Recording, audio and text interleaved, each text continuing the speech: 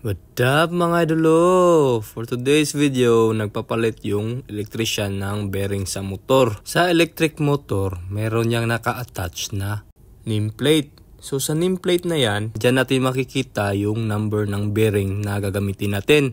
Meron niyang DE which is drive end at NDE which is non-drive end. Ito yung motor natin Kapag sinabing drive end, yan yung malapit sa bomba, yan yung pump side. At yung non-drive end naman, yan yung malapit sa fan niya.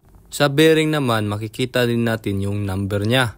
So, etong number na to, ito yung number sa non-drive end. Regarding naman sa ibig sabihin ng mga digit na yan, yung first number which is 6, ang ibig sabihin yan is deep groove ball bearing. Ang second digit naman represent sa toughness ng bearing mo. So, ito, makikita natin 2, di ba? Ibig sabihin yan, light lang siya. Yung third at saka fourth digit naman, yan yung measurement ng inner diameter mo. So, 0.6, i-times 5 mo yan, magiging 30. So, 30 mm yung size ng inner diameter ng bearing mo. Tapos, yung 2Z naman, or di kaya ZZ, yan yung cover ng bearing.